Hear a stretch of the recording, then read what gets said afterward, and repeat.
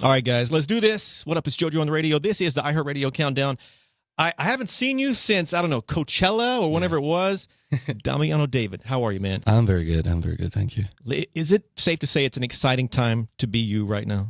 It's an exciting time to be. Yeah, I'm excited. I don't know if somebody else would be, but I'm excited. What inspired this solo project? Was it something like you had planned this for quite a while, or was it spur of the moment, like a great idea hit you? Or I've always had the idea of doing it, but I've not been like planning this for many years. I just felt kind of the call to do it, and I really improvised my way through it, and I thank God I found my sound and everything. But it was thought, but not very planned. How long did it take you to find that sound, like you said? It was pretty fast because when I started to do sessions, I started writing a song every day. So after like 2 weeks, I had already enough songs to see what I was vibing more with. Is it kind of weird at first to go from group to solo, or is it kind of just different, I guess? I think I had an experience earlier where I wrote songs with songwriters without the band. So I was already kind of used to the dynamics, but of course, not thinking of the whole band dynamics in that moment felt weird, but also good at the same time. Once again, exciting time to be you, man. I'm telling you, it's great things are coming. If you guys haven't seen the video, we'll talk about it later. But oh my God, Damiano David is here working on a solo album, I'm told. Yeah. Can you give me a progress report? 50% done, 80%? No, the album is done. Oh, it's done. Yeah, it's done. What can you say? What can you leak? Everything's probably top secret. I get it, you know? No, everything is very top secret. There's nothing I can really say. You have a date yet, or that's top secret too? No, we don't have a date. And all this, God, everything is done. What if you had like a song hit you like right now? Like, oh my, the greatest thing. Could you put it on there? Yes, of course. It's my record. It is. I'm trying to get something out of him. He ain't budging. All right, well, whenever it comes out, we're going to be very excited to hear this thing. You're so top secret, dude. Good Lord. Hey, what do fans, when they see you in public, like in the wild, you know, as they say, what do they typically say to you? Like, or do they just come up to you and scream? No. There's a couple of different groups, but I would say that the most usual is like just a picture for my daughter / my, like little relatives. It's never for them. You know it is for them. Like, of course, I know. Right? What's the craziest place you've been asked for a pic? And I've heard some wild ones with this question. I think the bathroom while you're peeing is one of the, but it's kind of iconic, you know, at the urinal. Why do people do that? I don't know. I think it's the moment where you feel closer. I want to feel close to them. We're all at the same level in that moment, you know. That's where we hang out. Dude, I want to say it was Jason Derulo told me that he was at the urinal, like one of these old school stadiums with I hate to be all disgusting, but the trough, you know, and so he got tapped on the shoulder. You have to turn around, what do you not do? Stop doing what you're doing. That's just crazy. Going to play Born with a Broken Heart later on in the countdown. When you wrote this song, you said you were going through kind of like a dark place. Can you give me a little bit of a backstory on that, whatever you want to say? And the follow-up to that is, does writing music, specifically this song, does it heal?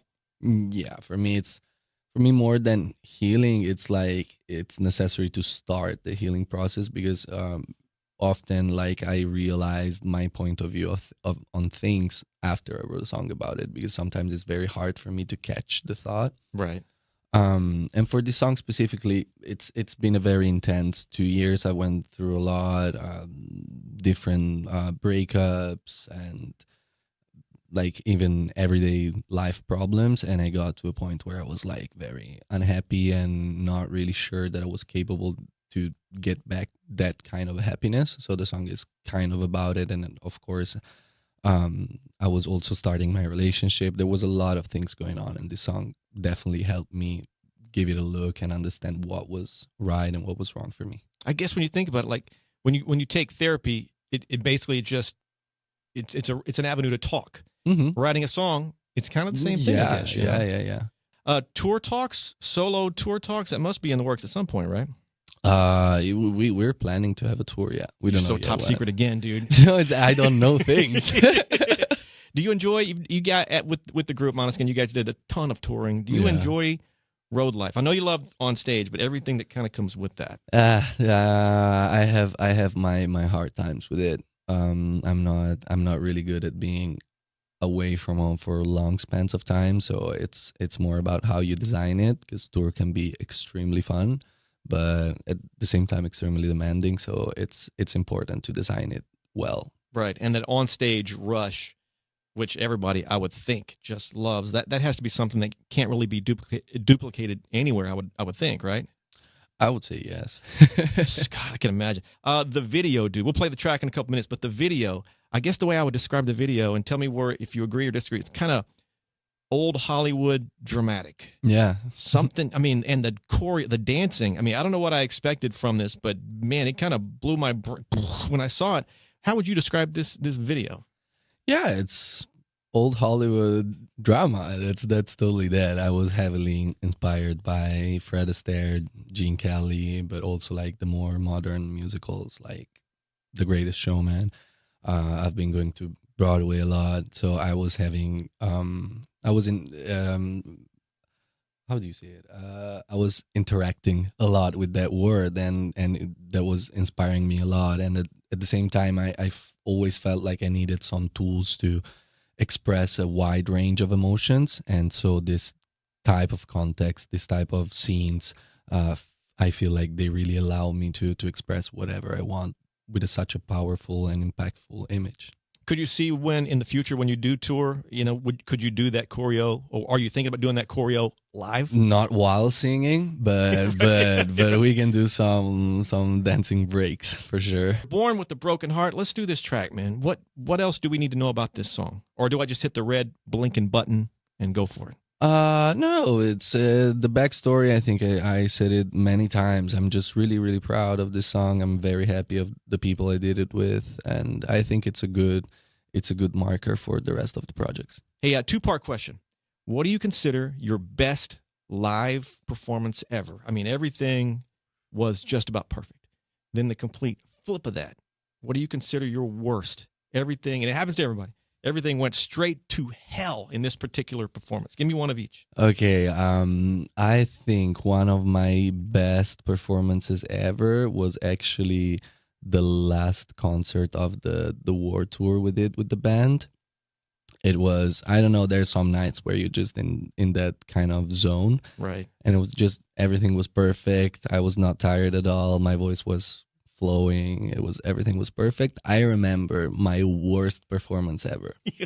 We were freshly famous in Italy, and we started our first European tour, and we were playing like small clubs, 100 to 300 people, and we were in London.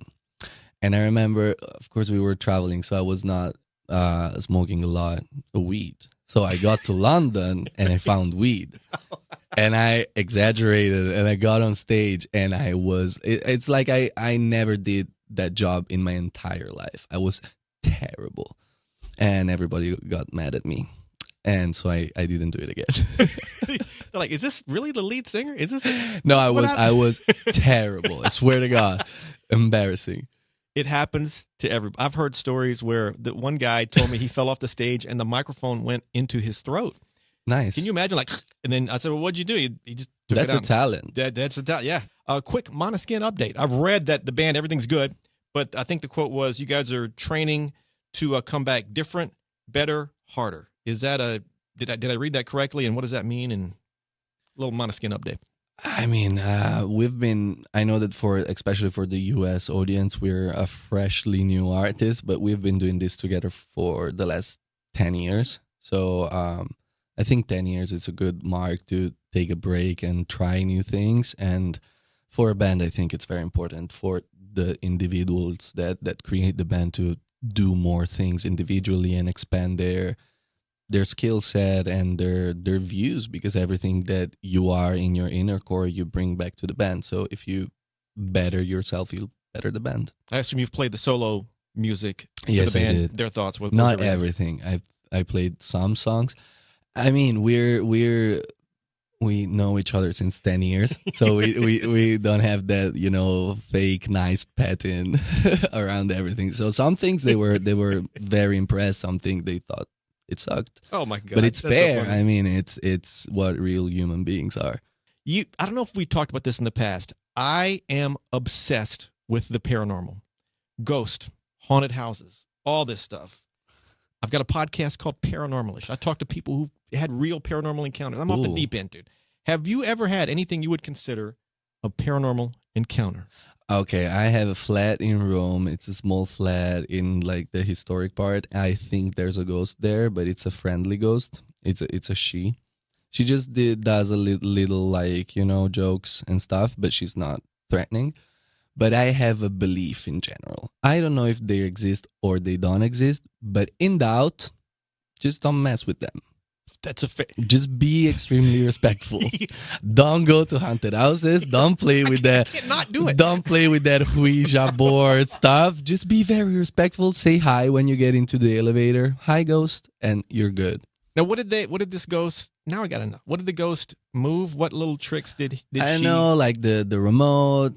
It falls from nowhere. The how do you call it? The kitchen drawers, they get open and they get closed. She does little jokes. Pretty serious. But she's not scary, but it's pretty.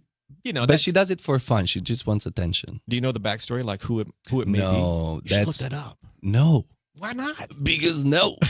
Because you never know. Damiano, do you have any crazy or funny fan encounters? I would imagine your fans are pretty rabid. I have many.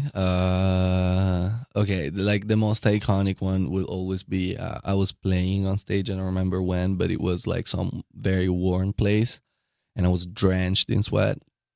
And we have this song where we let people come on stage. So there was like 50 people on stage. And this girl comes to me and scoops the sweat out of my body and drinks it in front of me. Oh, stop it. I swear to God. And then she looks at me with this like super flirty look. And I was like, what? I stopped singing. Like, I got shocked for a minute, and then I walked away because I was genuinely scared. What the heck? That was terrible. Yeah, gross. I'm sorry.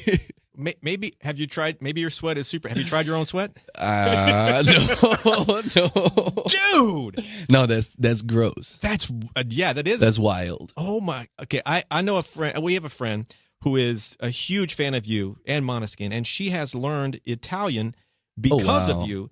Maybe I'll FaceTime her later. Maybe you've met her before. I don't know. But she'll never do that. I'm sure. But what if it was her? That'd be crazy. But she asked if there's any way possible that you and Duolingo could collab and you do like one of the Italian lessons. I think somebody should do something about Duolingo, because also my girlfriend is trying to learn Italian on Duolingo, but it teaches the weirdest sentences, like "my horse is not a lawyer." It's like it makes no sense. I'm gonna do something about it. I was debating on trying to learn a language on Duolingo, but I've heard so many things like that. Like, is it doing the? It's weird. I swear to God. All right. Okay. Be as specific as you can with this answer. What is your favorite Italian food place in the U.S.?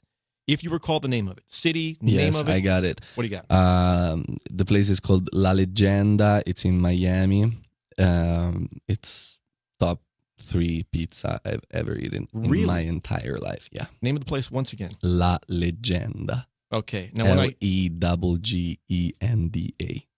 With a recommendation like that, that's pretty serious. No. It's a sick place. Everybody inside there is from Naples. They know what they're doing. All right. Now, give me your favorite place in Italy, whether it be Rome or wherever. Okay. It's called Settimio. It's a very traditional Roman-style restaurant, and the woman that works inside is just an icon. And this is in Rome? This is in Rome. Say it again. Da Settimio. Just your voice saying that. I want to eat Italian. Oh my God! I see why she drank the sweat from you. I guess she's on. Oh my God! All right, which I'm not going to do. What's your holiday plans? What are you doing for Christmas, all that good stuff, New Year's Eve? I'm gonna celebrate my first Thanksgiving ever, because my girlfriend is American, so I'm gonna celebrate it, and then for Christmas we're going to Italy and staying with my family. So you've never celebrated clearly this Thanksgiving? No. What do you know? What do you expect from this? What have you heard? Turkey, berries jam, and that potato thing you do, that sweet potato thing, and that's it. My wife makes a sweet potato casserole. That's awesome. What they told me. It's gonna be weird but nice. I'm down. And you're gonna watch probably if my guess, you'll have American football playing on the TV. That's what kind of happens. Probably, yeah, I guess. If you see a football team called the Dallas Cowboys, they've been my team forever. I hate them. They make my life miserable. Do not become a fan. It'll be the worst decision you've ever made in your life. I feel the same about my football team. Who's your football team? Roma. Oh, they drive you crazy too? They make my life miserable. Okay, good to hear. All right. What else do people need to know about Damiano David? Damiano David? Nothing particular. This is me. Just enjoy. Message to fans. We're talking Måneskin to the new solo fans. What do you want to say to them? A lot of my old fans are saying that I'm changed for the industry, but I would say that this is the real me. Well, maybe does growth come to mind? I mean, everybody grows, right? Yeah, I think people are scared of change in general. You got to do what you got to do. I don't care. I'm good. I don't think you do. Good, in a good way. Yeah. Dude, it's a real pleasure to see you. Thank you. At the end of every interview, fist bump to make it official. Give me a little bye.